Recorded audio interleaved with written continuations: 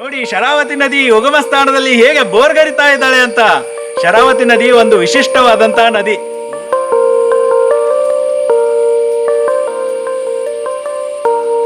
ಬಾಣ ಬಿದ್ದ ಜಾಗ ಇದೆ.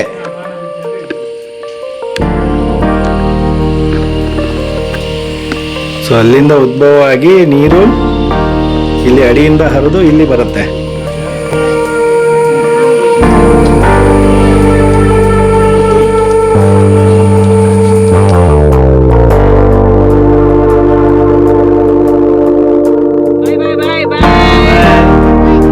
ಚೆನ್ನಾಗಿ ಸ್ಟಡಿ ಮಾಡ್ರಿ ಎಲ್ಲ.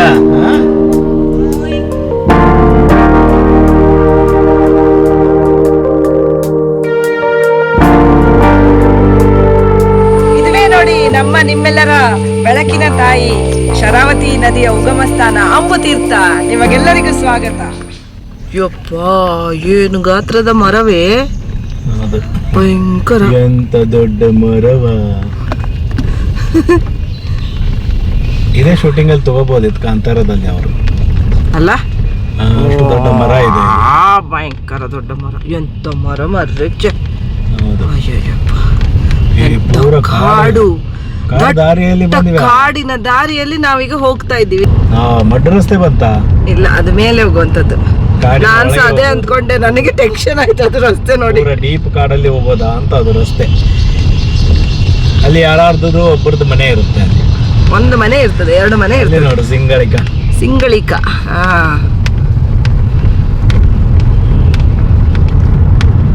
ಹುಡುಕಿದ್ರೆ ಒಬ್ರು ಸಹ ಇಲ್ಲ. ಇಲ್ಲಿ ಕಾಡಲ್ಲಿ ಯಾಕೆ ಒಬ್ರು ಬರ್ತಾರೆ? ಒಬ್ರು ಇರ್ತಾರೆ ಇಲ್ಲಿ ಯಾವತ್ತು ಕಾಡಲ್ಲಿ. ಯಾರು? ಅವ್ರು ಇರ್ತಾರೆ.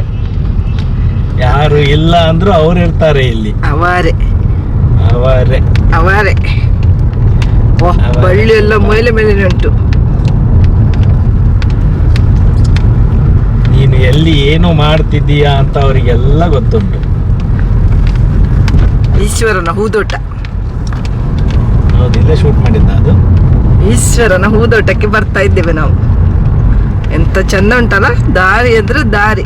ನೀವು ಹೇಳ್ತಾ ಇದ್ರಲ್ಲ ನಂಗೆ ದಟ್ಟ ಫಾರೆಸ್ಟ್ ಬೇಕಂತ. ನೋಡಿ ಈಗ ನೋಡಿ, ದಟ್ಟ ಫಾರೆಸ್ಟ್. ಕೆಲವೊಂದ್ಸಲ ನಾವು ಹೋಗೋ ಪ್ಲೇಸ್ಗಿಂತ ಹೋಗೋ ದಾರಿನೇ ಇಷ್ಟವಾಗಿ ಬಿಡುತ್ತಂತೆ.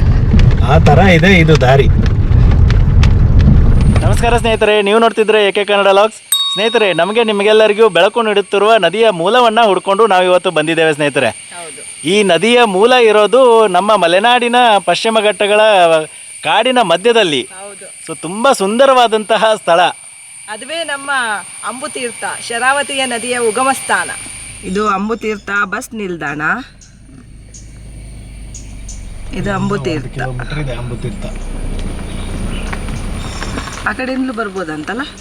ಅಂಬುತೀರ್ಥ ಶರಾವತಿ ಮೂಲ ಅಲ್ಲಿ ಬೋರ್ಡ್ ಹಾಕಿದ್ದಾರೆ ನೋಡಿ. ಎಲ್ಲಿ? ಕಪ್ಪು ಕಲ್ಲಲ್ಲಿ ಅಲ್ಲಿ ಬೋರ್ಡ್ ಹಾಕಿದ್ದಾರೆ, ಅಂಬುತೀರ್ಥ ಶರಾವತಿ ಮೂಲ.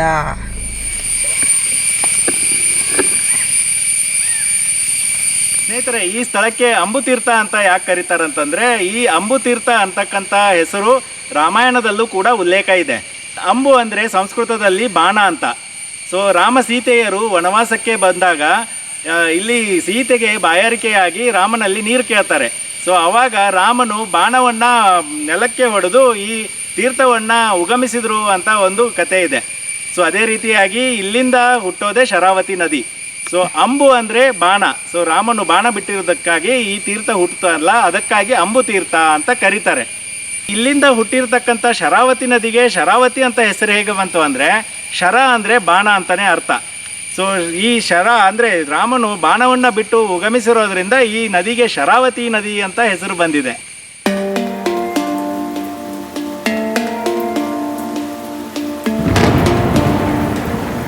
ನೋಡಿ ಶರಾವತಿ ನದಿ ಉಗಮ ಸ್ಥಾನದಲ್ಲಿ ಹೇಗೆ ಬೋರ್ಗರಿತಾ ಇದ್ದಾಳೆ ಅಂತ.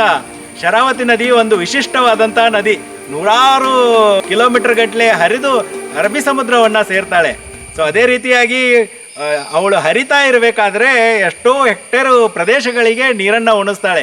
ಕುಡಿಯೋ ನೀರಿಗಾಗಿ, ವಿದ್ಯುತ್ ಉತ್ಪಾದನೆಗಾಗಿ, ಹಾಗೆ ಕೃಷಿಗೆ ಚಟುವಟಿಕೆಗಳಿಗೆ ಎಲ್ಲ ಅನುಕೂಲವಾಗುವಂತಹ ತಾಯಿ ನಮ್ಮ ಶರಾವತಿ ನದಿ.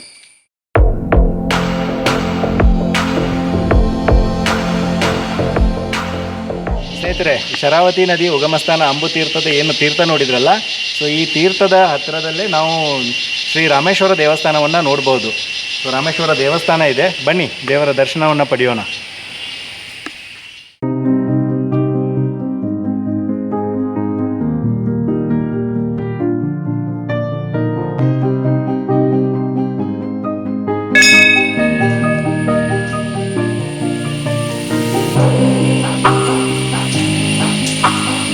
ಶಿವನ ಪಾದದ ಇದು ಕೆಳಗಡೆಯಿಂದನೇ ನೀರು ಚಿಮ್ಮೋದಲ್ಲ. ಬಾಣ ಬಿದ್ದ ಜಾಗ ಇದೆ.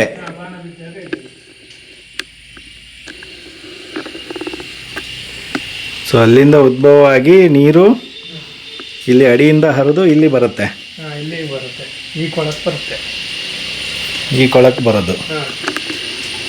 ಸೊ ಇಲ್ಲಿಂದ ಮತ್ತೆ ನೀರು ಮುಂದೆ ಹರಿದು ಅಲ್ಲಿ ಏನು ಬಸವನ ಬಾಯಿಯಿಂದ ಬರುತ್ತಲ್ಲ, ಸೊ ಅಲ್ಲಿ ಹರಿದು ಮತ್ತೆ ಆ ಕಡೆಗೆ ಈ ಕೊಳಕ್ಕೆ ಮುಂದೆ ಕೆರೆಗೆ ಹೋಗುತ್ತೆ. ಮುಂದೆ ಅಲ್ಲಿ ಕೆರೆ ಇದೆಯಲ್ಲ, ಕೆರೆಯಿಂದ ಮುಂದೆ ಅಚ್ಚಕನ್ನೆ ಫಾಲ್ಸ್ ಇದೆಯಲ್ಲ, ಅಲ್ಲಿಗೆ ಹೋಗುತ್ತೆ. ಅಲ್ಲಿಂದ ನೆಕ್ಸ್ಟು ನಮ್ಮ ರಾಮಚಂದ್ರಪುರ ಮಠ, ಅಲ್ಲಿಗೆ ಹೋಗುತ್ತೆ. ಅಲ್ಲಿಂದ ನಾವು ಜೋಗ ಜಲಪಾತ, Linganamakki dam, Sigandur back water, ಅದೆಲ್ಲ ನಿರ್ಮಾಣ ಆಗುತ್ತೆ. ಆಮೇಲೆ ಮುಂದೆ ಅಲ್ಲಿಂದ ಹೋಗಿ ನೆಕ್ಸ್ಟ್ ಹೊನ್ನಾವರ ಅರಬ್ಬಿ ಸಮುದ್ರ ಸೇರುತ್ತೆ. ಸೊ ಹೊನ್ನಾವರದ ಹತ್ರ ತುಂಬ ವಿಶಾಲವಾಗಿದೆ ಇದು ಶರಾವತಿ ನದಿ. ಬ್ರಿಡ್ಜ್ ನೋಡಿದರೆ ಗೊತ್ತಾಗುತ್ತೆ. ಹೌದು. ಸೊ ಒಳ್ಳೆಯದು, ಧನ್ಯವಾದಗಳು. ತಮ್ಮ ಪರಿಚಯ ಹೇಳ್ತೀರಾ? ಕೃಷ್ಣಮೂರ್ತಿ ಅಂತೇಳಿ, ನಾವು ಇಲ್ಲೇ ಇದು ಅರ್ಚಕರಾಗಿ ಕೆಲಸ ಮಾಡ್ತೀವಿ. ನಮಸ್ತೆ, ಧನ್ಯವಾದಗಳು. ಸ್ನೇಹಿತರೆ, ಇದು ಶರಾವತಿ ನದಿ ಉಗಮಸ್ಥಾನ ಶ್ರೀ ಕ್ಷೇತ್ರ ಅಂಬು ತೀರ್ಥದ ಶ್ರೀ ರಾಮೇಶ್ವರ ದೇವಸ್ಥಾನ. ಈ ಶಿವನ ದೇವಸ್ಥಾನದ ಪಾದದ ಅಡಿಯಿಂದ ಶರಾವತಿ ನದಿ ಹುಟ್ಟೋದು. ಸೊ ಇದೇ ಸ್ಥಳದಲ್ಲಿ, ಅಂದರೆ ಇದೇ ಮೂಲ ಸ್ಥಳ. ಶರಾವತಿ ನದಿ ಹುಟ್ಟಿ ಮುಂದೆ ಹರಿದು ಒಂದು 128 ಕಿಲೋಮೀಟರ್ ಕ್ರಮಿಸಿ ಅರಬ್ಬಿ ಸಮುದ್ರವನ್ನು ಸೇರ್ತಾಳೆ. ಸೊ ಅದೇ ರೀತಿಯಾಗಿ ಈ ಶ್ರೀ ಕ್ಷೇತ್ರ ಅಂಬು ತೀರ್ಥ ಬರೋದು ತೀರ್ಥಹಳ್ಳಿ ತಾಲೂಕಿನಲ್ಲಿ, ಶಿವಮೊಗ್ಗ ಜಿಲ್ಲೆಯ ತೀರ್ಥಹಳ್ಳಿಯಿಂದ ಸುಮಾರು ಒಂದು 18 ಕಿಲೋಮೀಟರ್ ದೂರದಲ್ಲಿ ಈ ಅಂಬು ತೀರ್ಥ ಕ್ಷೇತ್ರ ಸಿಗುತ್ತೆ. ಅದೇ ರೀತಿಯಾಗಿ ಇದು ಶರಾವತಿ ನದಿ ಉಗಮಕ್ಕೆ ಕಾರಣವಾಗಿದ್ದು ಶ್ರೀರಾಮನು ಬಾಣದಿಂದ ಭೂಗರ್ಭದಿಂದ ಈ ತೀರ್ಥವನ್ನು ಉದ್ಭವಿಸಿದ ಅನ್ನೋದು. ಸೊ ಶ್ರೀರಾಮದೇವರು ಈ ಕ್ಷೇತ್ರದಲ್ಲಿ, ಅಂದರೆ ಈ ದೇವಸ್ಥಾನದ ಎದುರುಗಡೆ ನೀವೇನು ಬೆಟ್ಟ ನೋಡ್ತಿರಲ್ಲ, ಸೊ ಅಲ್ಲಿ ವನವಾಸಕ್ಕೆ ಬಂದಿದ್ರು ಅನ್ನೋದಕ್ಕೆ ಕುರು ಇದೆ. ಆ ಕುರುಗಳನ್ನು ಈಗಲೂ ಕೂಡ ನೀವು ನೋಡ್ಬೋದು. ಶ್ರೀರಾಮನ ಪಾದದ ಗುರುತು ಹಾಗೆ ಜಿಂಕೆಯ ಪಾದದ ಗುರುತುಗಳು ಈ ಬೆಟ್ಟದಲ್ಲಿ ಸಿಕ್ಕಿದ್ದಾವೆ. ಸೊ ಅದು ಕೂಡ ಒಂದು ವಿಶೇಷತೆ ಇಲ್ಲಿ. ನೋಡಿ ಸ್ನೇಹಿತರೆ, ಶರಾವತಿ ನದಿ ಮೂಲವಾಗಿ ಈ ಶಿವನ ದೇವಸ್ಥಾನದ ಪಾದದ ಅಡಿಯಿಂದ ಹೇಗೆ ಚಿಲುಮ್ತಾ ಇದ್ದಾಳೆ ಅಂತ. ಸೊ ಇಲ್ಲಿಂದ ಹೊರಬಂದ ನೀರು ಶರಾವತಿ ನದಿ. ಎಷ್ಟು ಚೆನ್ನಾಗಿದೆ ಅಲ್ಲ. ಹೌದು. ಅದೇ ರೀತಿಯಾಗಿ ಮೀನುಗಳನ್ನು ನೋಡು, ಅಲ್ಲಿ ವಿಶೇಷ ಪ್ರಭೇದದ ಮೀನುಗಳು ಕೂಡ ಒಳಗಡೆ ಇದ್ದಾವೆ. ಏನ್ ಚೆನ್ನಾಗಿದೆ ಪ್ಲೇಸ್. ಹೌದು, ನಿಜವಾಗ್ಲೂ ಅದ್ಭುತ.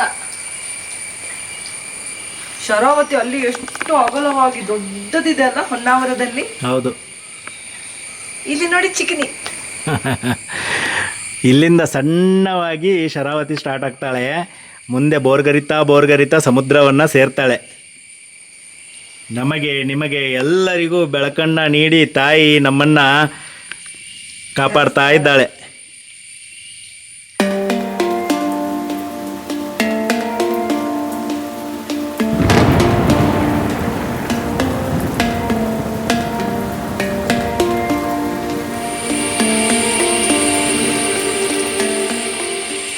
ಆಹಾ, ಎಷ್ಟೊಂದು ಖುಷಿ ಆಯಿತು.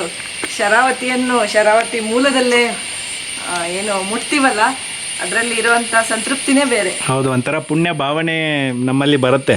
ಹೌದು, ನೀರು ಅಷ್ಟು ಸ್ವಚ್ಛವಾಗಿದೆ, ಅಷ್ಟು ತಂಪಾಗಿದೆ. ಹೌದು. ಸೊ ಈ ಮುಂಗಾರು ಮಳೆಯ ಟೈಮಲ್ಲಿ ಸೊ ಈ ಪರಿಸರ ಕೂಡ ಅಷ್ಟೊಂದು ಸುಂದರವಾಗಿ ಇರುತ್ತೆ. ನೋಡ್ಬೋದು ಯಾವ ಥರ ಡೆನ್ಸ್ ಫಾರೆಸ್ಟ್ ಇದೆ, ಅದ್ರ ಮಧ್ಯದಲ್ಲಿ ಇದೊಂದು ಒಂಥರ ಅಂಡರ್ ಗ್ರೌಂಡ್ ಅಲ್ಲಿ ಇದ್ದಂಗಿದೆ, ಒಂಥರ ಪ್ಲೇಸ್ ಇದು.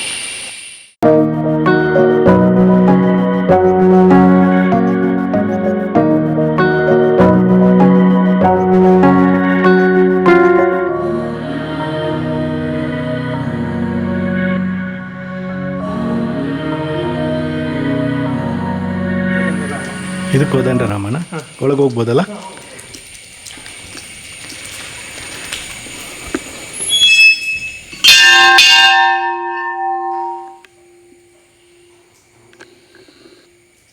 ರಾಮೇಶ್ವರ ದೇವಸ್ಥಾನದ ಬಲಗಡೆ ಕೋದಂಡರಾಮ, ಅದೇ ರೀತಿಯಾಗಿ ಇಲ್ಲಿ ಎಡಗಡೆಗೆ ಇಲ್ಲಿ ಒಂದು ದೇವಸ್ಥಾನ ಇದೆ ನೋಡಿ, ರಕ್ತ ಚಾಮುಂಡಿ ದೇವಸ್ಥಾನ.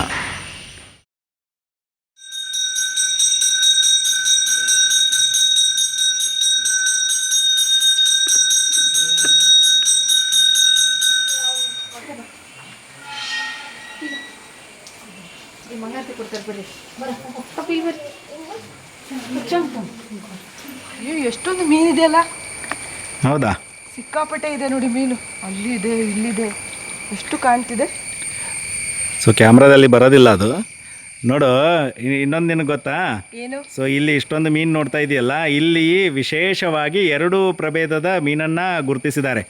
ಈ ಮೀನಿನ ಪ್ರಭೇದ ಇಲ್ಲಿ ಮಾತ್ರ ಕಂಡು ಬಂದಿದೆ, ಬೇರೆ ಎಲ್ಲೂ ಕಂಡು ಬಂದಿಲ್ಲ. ಓಕೆ, ನಮ್ಮ ಹಿರಣ್ಯಕೇಶಿ ನದಿಯಲ್ಲಿದ್ದ ಹಾಗೆ. ಹೌದು, ಹಿರಣ್ಯಕೇಶಿಯಲ್ಲಿ ಹಿರಣ್ಯಕೇಶಿ ಸಿಸ್ಟುರ ಹಿರಣ್ಯಕೇಶಿ ಅಂತ ಏನು ಮೀನಿದೆ ಅಲ್ಲ, ವಿಶೇಷ ಪ್ರಭೇದದ್ದು, ಅದೇ ರೀತಿಯಾಗಿ ಇಲ್ಲೂ ಕೂಡ ಸಿಸ್ಟುರ ಶರಾವತಿಯನ್ಸ್ ಅಂತ ಒಂದು ಮೀನಿದೆ. Okay okay. ಅದರ ಜೊತೆಗೆ ಬಟೂರಸ್ ಶರಾವತಿಯನ್ಸ್ ಅಂತ ಕೂಡ ಇನ್ನೊಂದು ಮೀನು. ಸೊ 2 ಪ್ರಭೇದದ ಮೀನುಗಳು ಈ ಶರಾವತಿ ನದಿಯಲ್ಲಿ ಮಾತ್ರ ಕಂಡು ಬಂದಿರೋದು. ಹಾಗಾದ್ರೆ ಶರಾವತಿ ಕಣಿವೆಯಲ್ಲಿ ಎಷ್ಟೊಂದು ಪ್ರಭೇದದ ಮೀನುಗಳಿರ್ಬೋದು, ಹಾಗೇನೆ ಪ್ರಾಣಿ ಸಂಕುಲ ಇದೆ, ಹಾಗೇನೆ ಸಿಕ್ಕಾಪಟ್ಟೆ ಮರಗಳ ಸಂತತಿ, ತುಂಬಾ ಮರಗಳ ಪ್ರಭೇದಗಳನ್ನು ನಾವು ನೋಡಬಹುದು. ವಿಚಿತ್ರವಾದ ಮರಗಳ ಸಂತತಿಯನ್ನು ನಾವು ನೋಡಬಹುದು. ಹೌದು, ಅನೇಕ ಔಷಧೀಯ ಮರ ಗಿಡಗಳನ್ನ ಕೂಡ ಈ ಕಣಿವೆಯಲ್ಲಿ ಕಂಡು ಬರುತ್ತೆ. ಹೌದು. ಈ ಶರಾವತಿ ನದಿ ಇಲ್ಲಿಂದ ಮುಂದೆ ಹರಿತಾ ಹರಿತಾ ಅರಬ್ಬಿ ಸಮುದ್ರವನ್ನ ಸೇರುತ್ತೆ. ಈ ಶರಾವತಿ ನದಿ ಹರಿತಿರ್ಬೇಕಾದ್ರೆ ವಿಶ್ವ ಪ್ರಸಿದ್ಧ ಜೋಗ ಜಲಪಾತವನ್ನು ನಿರ್ಮಾಣ ಮಾಡಿ ಆಮೇಲೆ ಅರಬ್ಬಿ ಸಮುದ್ರವನ್ನು ಸೇರ್ತಾಳೆ. ಅಷ್ಟೊತ್ತಿಗೆ ಈ ಶರಾವತಿ ನದಿಗೆ ಜಲವಿದ್ಯುತ್ತನ್ನು ಉತ್ಪಾದಿಸಲಿಕ್ಕೆ 2 ಘಟಕಗಳನ್ನು ನೋಡ್ಬೋದು. ನೀವು ಜೋಗ ಜಲಪಾತ ಹೋಗ್ತಾ ಇದ್ದರೆ ಅಲ್ಲಿ ನಿಮಗೆ ಕಂಡು ಬರುತ್ತೆ. ಒಂದು ಮಹಾತ್ಮ ಗಾಂಧಿ ಜಲವಿದ್ಯುತ್ ಯೋಜನೆ, ಅದು ಮೇಲ್ಗಡೆ ಇದೆ. ಅದೇ ರೀತಿಯಾಗಿ ಕೆಳಗಡೆ ಇರೋದು ಶರಾವತಿ ಕಣಿವೆ ಜಲವಿದ್ಯುತ್ ಯೋಜನೆ. ಸೊ 2 ಕಡೆಯಿಂದ ಜಲವಿದ್ಯುತ್ತನ್ನು ಉತ್ಪಾದಿಸಿ ನಿಮಗೆಲ್ಲರಿಗೂ ವಿದ್ಯುತ್ತನ್ನು ಪೂರೈಸಿ ಆ ಬೆಳಕನ್ನು ನೀಡ್ತಾಳೆ ನಮ್ಮ ಶರಾವತಿ ತಾಯಿ. ಅದಕ್ಕೆ ನಾನು ಬೆಳಕಿನ ಅಮ್ಮ ಅನ್ಬೋದು. ಹೌದು, ಈ ಬೆಳಕಿನ ನದಿ ಅಂತ ಕರೆದಿರೋದು ಅದಕ್ಕೆ. ಈ ಶರಾವತಿ ನದಿಯ ಕಣಿವೆ, ಶರಾವತಿ ಕಣಿವೆ ಅಂತ ಹೇಳ್ತೀವಲ್ಲ, ಈ ಕಣಿವೆ ಪ್ರಸಿದ್ಧವಾಗಿರೋದು ಸಿಂಗಳಿಕ ಸಂರಕ್ಷಿತ ಅಭಯಾರಣ್ಯಕ್ಕಾಗಿ. ಸೊ ಅಲ್ಲಿ ಸಿಂಗಳಿಕ ಮತ್ತೆ ಹಾರ್ನ್ಬಿಲ್ಸ್ಗಳ ಸಂತತಿ ತುಂಬಾ ಇದೆ. ಸೊ ಅದಕ್ಕಾಗಿ ಹಾರ್ನ್ಬಿಲ್ಗಳ ಆವಾಸ ಸ್ಥಾನನೂ ಕೂಡ ಹೌದು. ಸಿಂಗಳಿಕ ಅದನ್ನು ವನ್ಯಜೀವಿ ಇದರಲ್ಲಿ ಆ್ಯಕ್ಟಲ್ಲಿ ತೊಗೊಂಡು ಬಂದಿದ್ದಾರೆ. ಸೊ ಅದನ್ನು ಸಂರಕ್ಷಿತ ಪ್ರದೇಶ ಅಂತ ಘೋಷಣೆ ಮಾಡಿದ್ದಾರೆ. 1972ರಲ್ಲಿ ಈ ಶರಾವತಿ ಕಣಿವೆ ಯೋಜನೆ ಶುರು ಆಗುತ್ತೆ. ಸೊ ಆವಾಗ ಇದನ್ನು ವನ್ಯಜೀವಿ ಅಭಯಾರಣ್ಯ ಅಂತ ಘೋಷಣೆ ಮಾಡ್ತಾರೆ.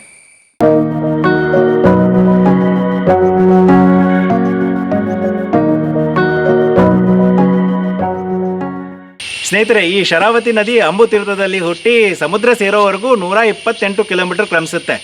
ಸೊ ಇದು ಸಮುದ್ರ ಸೇರುವಾಗ ತುಂಬ ವಿಶಾಲವಾಗಿ ಸಮುದ್ರವನ್ನು ಸೇರುತ್ತೆ. ಆಮೇಲೆ ನಿಮಗೆ ಗೊತ್ತಾ, ಶರಾವತಿ ನದಿ ಸೇರೋ ಜಾಗದಲ್ಲಿ ಏನು ಬ್ರಿಡ್ಜ್ ಕಟ್ಟಿದಾರಲ್ಲ, ಸೊ ಆ ಬ್ರಿಡ್ಜು ತುಂಬ ಉದ್ದವಾದಂತಹ ಬ್ರಿಡ್ಜು. ಸೊ ಅದೇ ರೀತಿಯಾಗಿ ಈ ಶರಾವತಿ ನದಿ ಅಷ್ಟು ವಿಶಾಲವಾಗಿ ಹರಿಲಿಕ್ಕೆ ಕಾರಣ ಇದಕ್ಕೆ ಅನೇಕ ಉಪನದಿಗಳು ಸೇರ್ತವೆ. ಅದರಲ್ಲಿ ಮುಖ್ಯವಾಗಿ ಕುಮುದ್ವತಿ, ಕುಶಾವತಿ, ಎಣ್ಣೆಹೊಳೆ, ಹಾಗೆ ನಂದಿಹೊಳೆ. ಸೊ ಅನೇಕ ಹೊಳೆಗಳು ಈ ನದಿಗೆ ಸೇರಿ ತುಂಬ ವಿಶಾಲವಾಗಿ ಸಮುದ್ರವನ್ನು ಸೇರ್ತದೆ. ನೋಡಿ, ಅದು ಮೇನ್ ಸ್ಟ್ರೀಮ್ ಎಲ್ಲಿಂದ ಹರಿತದೆ ಗೊತ್ತಾ? ನೋಡಿ, ನೋಡಿ, ಅಲ್ಲಿ ನೋಡಿ ಹರಿಯೋದು ಗೊತ್ತಾಗುತ್ತೆ ಜರಿ ಒಳಗಿಂದ. ಇಲ್ಲಿಂದನೂ ಜರಿ ಬರುತ್ತೆ, ಅದು ಹೌದು, ನೀರಿನ ಸೆಲೆ ಇದೆ ಅಲ್ಲಿ. ಸೊ ಹಾಗೆ ಇಲ್ಲಿ ಮಧ್ಯದಲ್ಲಿ ಏನು ನೋಡ್ತಾ ಇದ್ದೀರಲ್ಲ, ಸೊ ಇದು ಅಡಿಯಿಂದನೂ ಕೂಡ ಸೆಲೆಗಳಿರ್ತವೆ. ನೋಡಿ, ನೀರು ಹರಿದು ಹೋಗ್ತಾ ಇರೋ ಶಬ್ದ ಕೇಳ್ತಿದೆ. ಇಲ್ಲಿ ನೋಡಿ, ಇಲ್ಲಿ ಒಂದು ಇದು ಇದೆ, ಕಾಲುವೆ ಟೈಪ್. ಹೌದು. ಸೊ ಇಲ್ಲಿಂದ ಹರಿದು ಹೋಗ್ತಾ ಇದೆ ಅದು ನದಿ. ನಾನು ಯಾವಾಗಲೂ ಮಂಗಳೂರಿಗೆ ಹೋಗುವಾಗ, ಅಂದರೆ ಹುಬ್ಳಿಯಿಂದ ನಮ್ಮ ಮನೆಗೆ ಮಂಗಳೂರಿಗೆ ಹೋಗುವಾಗ ಅನ್ಕೋತಾ ಇದ್ದೆ, ಶರಾವತಿ ನದಿ ಯಾವಾಗ ಬರುತ್ತಲ್ಲ ಅವಾಗ ಕೈ ಮುಗಿತಾ ಇದ್ದೆ ಅಲ್ಲಿ. ಬಟ್ ಇವತ್ತು ನನಗೆ ಮನಸ್ಸಿಗೆ ಸಂತೃಪ್ತಿ ಆಯಿತು. ಯಾಕಂದರೆ ಅಂಬು ತೀರ್ಥದಲ್ಲಿ ಶರಾವತಿಯನ್ನು ನೋಡೋದೇ ಒಂಥರ ಖುಷಿ, ಅದೇ ಒಂಥರ ಸಂತೋಷ. ಹೌದು. ಸೊ ಭಾಗ್ಯ ಇದ್ದವರು ಮಾತ್ರ ಈ ಥರ ಅನುಭವ ಪಡೀಲಿಕ್ಕೆ ಸಾಧ್ಯ. ಸೊ ನಮ್ಮ ಭಾಗ್ಯದಲ್ಲಿ ಇದೆ ಶರಾವತಿ ನದಿಯ ಉಗಮ ಸ್ಥಾನಕ್ಕೆ ಬಂದು ತಲುಪಬೇಕು ಅಂತ. ನಿಜವಾಗ್ಲೂ ನಾವು ಅನೇಕ ಉಗಮ ಸ್ಥಾನಗಳಿಗೆ ಹೋಗಿದ್ದೇವೆ, ನದಿಯ ಉಗಮ ಸ್ಥಾನಗಳಿಗೆ. ಅಲ್ಲಿ ಇರುವಂಥ ಒಂದು ಫೀಲೇ ಬೇರೆ. ಯಾಕಂದರೆ ದಟ್ಟ ಕಾಡಿರುತ್ತೆ, ಅದರ ಮಧ್ಯಕ್ಕೆ ಈ ನದಿಗಳ ಉಗಮ ಆಗುತ್ತಲ್ಲ, ಅದೇ ನೋಡೋ ಒಂಥರ ಖುಷಿ. ಹೌದು. ಮಳೆಗಾಲದಲ್ಲಿ ಇಷ್ಟೇ ನೀರಿರುತ್ತೆ, ಅದರಲ್ಲಿ ಸ್ವಲ್ಪ ಜಾಸ್ತಿ ಆಗುತ್ತೆ, 1 ಮೆಟ್ಲು ಜಾಸ್ತಿ ಆಗುತ್ತೆ, ಬಿಟ್ಟರೆ ಹೌದಾ? ಇಷ್ಟೇ ಮ್ಯಾಕ್ಸಿಮಮ್. ಇಲ್ಲಿ ಅದು ಬಸವನ ಬಾಯಿಯಿಂದ ನೀರು ಬರುತ್ತಲ್ಲ, ಅದು ತುಂಬುತ್ತಾ ಮಳೆಗಾಲದಲ್ಲಿ? ಓ, ಅಲ್ಲಿಂದ ಇಲ್ಲಿ ಕನೆಕ್ಷನ್ ಇದೆ. ಹೌದು. ಹಾಂ ಹಾಂ ಹಾಂ ಮುಂಚೆ ಅಲ್ಲಿ ಈಶ್ವರ ನದಿ ಕಾಣ್ತಿತ್ತಂತೆ. ಹಾಂ ಹಾಂ ಹಾಂ ನೀರು ಬರೋದು. ಅದು ಮುಜರಾಯಿದಿಂದ ದೇವಸ್ಥಾನ ಕಟ್ಟಿದ್ರು. ಹಾಂ ಹಾಂ ಹಾಂ ಕಾಣಲ್ಲ. ಈಗ ಇದು ಮುಜರಾಯಿ ಇಲಾಖೆಗಿದೆ ದೇವಸ್ಥಾನ. ಹಾಂ ಅಲ್ಲಿಂದ PVC ಪೈಪ್, ದಪ್ಪದ ಪೈಪ್ ಅಲ್ಲಿಂದ ಇಲ್ಲಿಗೆ, ಇಲ್ಲಿಂದ ಅಲ್ಲಿಗೆ, ಅಲ್ಲಿಂದ ಇಲ್ಲಿಗೆ, ಇಲ್ಲಿಂದ ಅಲ್ಲಿಗೆ. ಹಳೆ ದೇವಸ್ಥಾನ ಇದ್ದವು ಚೆನ್ನಾಗಿತ್ತು ಅಲ್ವಾ? ಭಾರಿ ಚೆನ್ನಾಗಿತ್ತು. ಅದು ಇಲ್ಲೂ ತಗ್ಗಿತ್ತು, ಕಲ್ಯಾಣ ಬಂತು, ಎತ್ತರ ಇತ್ತು. ಈಗ ಹೊಸ್ದಾಗಿ ಕಟ್ಟಿತ್ತು ಕಲ್ಯಾಣ. ಅಂದ್ರೆ ಡೌನ್ ಇತ್ತು ಇನ್ನು.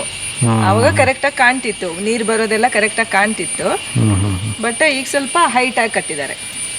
ಓಕೆ. ಸೊ ಹಂಗಾಗಿ ಅದು ದೇವಸ್ಥಾನದ ಪಾದದ ಅಡಿಯಿಂದ ಬರೋದು ಕಾಣೋದಿಲ್ಲ. Okay okay. ಬಿಲ್ಲಿ ಎತ್ತಿದಲ್ಲಿ ಕುಮುದ್ವತಿ. ಬಿಲ್ಲೇಶ್ವರ ಕುಮುದ್ವತಿ ಯುಗಮ, ಅದೇ ಅದೇ.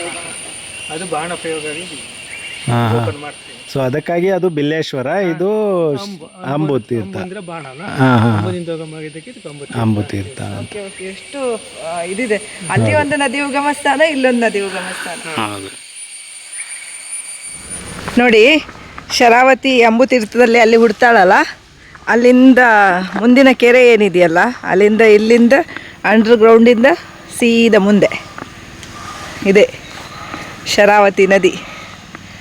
ನೆಕ್ಸ್ಟ್ ಇದು ಅರಬ್ಬಿ ಸಮುದ್ರವನ್ನು ಸೇರುತ್ತೆ, ದೊಡ್ಡದಾಗಿ ಸೇರುತ್ತೆ. ಈಗ ನೋಡಿ ಎಷ್ಟು ಸಣ್ಣದು ಕಾಣುತ್ತೆ ನಮಗೆ. ಮುಂದೆ ಹಾಗೆ ಹರಿದು ಶರಾವತಿ ನದಿಯಾಗಿ ಹರಿತಾಳೆ. ನೋಡಿದ್ರಲ್ಲ ಸ್ನೇಹಿತರೆ, ನಮ್ಮ ಶರಾವತಿ ನದಿಯ ಉಗಮ ಸ್ಥಾನವಾದಂಥ ಶ್ರೀ ಕ್ಷೇತ್ರ ಅಂಬು ತೀರ್ಥವನ್ನು. ಹೌದು. ಸೊ ತುಂಬ ಸುಂದರವಾದಂತಹ ಪ್ರಶಾಂತವಾದಂತಹ ಸ್ಥಳ. ಹಾಗೇನೆ ತುಂಬ ಅದ್ಭುತವಾದಂಥ ಸ್ಥಳ. ಹೌದು, ನಮಗಂತೂ ಇಲ್ಲಿ ಬಂದು ಒಂದು 4 ಅವರ್ ಆದರೂ ನಾವು ಸ್ಪೆಂಡ್ ಮಾಡಿದ್ವಿ. ಸೊ ಅಷ್ಟೊಂದು ಪ್ರಶಾಂತವಾದ ವಾತಾವರಣ ಇಲ್ಲಿದೆ. ಇನ್ನಾದರೂ ಹೋಗ್ಲಿಕ್ಕೆ ಮನಸ್ಸೇ ಆಗ್ತಾ ಇಲ್ಲ ನಮಗೆ. ಹೌದು, ಇದು ಪ್ರಕೃತಿ ಮಧ್ಯದಲ್ಲಿ ಇರ್ತಕ್ಕಂಥ ಪ್ಲೇಸ್ ಆಗಿರೋದ್ರಿಂದ ಸ್ನೇಹಿತರೆ, ನೀವು ಯಾರಾದರೂ ಇಲ್ಲಿ ಬಂದರೆ ಯಾವುದೇ ರೀತಿಯಾಗಿ ಪರಿಸರ ನಾಶಕ್ಕೆ ಕಾರಣ ಆಗಬೇಡಿ. ಸೊ ಪ್ಲಾಸ್ಟಿಕ್ಕನ್ನು ಎಸೆಯೋದು ಅಥವಾ ತಂದಿರತಕ್ಕಂಥ ರ್ಯಾಪರ್ಸ್ಗಳನ್ನು, ಚಿಪ್ಸ್ ಪ್ಯಾಕೆಟ್ಗಳನ್ನು, ಐಸ್ ಕ್ರೀಮ್ ಪ್ಯಾಕೆಟ್ಗಳನ್ನು ಬಿಸಾಡೋದು ಅದೆಲ್ಲ ಮಾಡಬೇಡಿ. ಸೊ ಯಾಕಂದರೆ ಪ್ರಕೃತಿ ನಾಶಕ್ಕೆ ಕಾರಣ ಆಗುತ್ತೆ. ಸೊ ಯಾಕಂದರೆ ಪ್ಲಾಸ್ಟಿಕ್ ಕೊಳೆಯೋದಿಲ್ಲ. ಸೊ ಅದಕ್ಕಾಗಿ ಈ ವಿಡಿಯೋ ಮೂಲಕ ನಮ್ಮದೊಂದು ಮನವಿ ನಿಮ್ಮ ಹತ್ರ. ಸೊ ಅದೇ ರೀತಿಯಾಗಿ ನಿಮಗೆ ಈ ವಿಡಿಯೋ ಹೇಗನ್ನಿಸ್ತು ಅಂತ ಕಮೆಂಟ್ ಮೂಲಕ ತಿಳಿಸಿ. ಈ ವಿಡಿಯೋ ಇಷ್ಟವಾಗಿದ್ದಲ್ಲಿ ಲೈಕ್ ಮಾಡಿ, ನಿಮ್ಮ ಫ್ಯಾಮಿಲಿ ಫ್ರೆಂಡ್ಸ್ಗಳ ಜೊತೆ ಶೇರ್ ಮಾಡ್ಕೊಳ್ಳಿ. ಹಾಗೆ ನಮ್ಮ ವಿಡಿಯೋನ ಹೊಸದಾಗಿ ನೋಡ್ತಾ ಇದ್ರೆ ನಮ್ಮ ಚಾನೆಲಿಗೆ ಹೋಗಿ ಸಬ್ಸ್ಕ್ರೈಬ್ ಮಾಡಿ ಅಂತ ಹೇಳ್ತಾ ಇವತ್ತಿನ ವ್ಲಾಗನ್ನು ಇಲ್ಲಿಗೆ ಎಂಡ್ ಮಾಡ್ತಾ ಇದ್ದೀವಿ. ಬಾಯ್ ಬಾಯ್. ಬಾಯ್ ಬಾಯ್. ನೆಕ್ಸ್ಟ್ ವಿಡಿಯೋದಲ್ಲಿ ಮತ್ತೆ ಸಿಗೋಣ.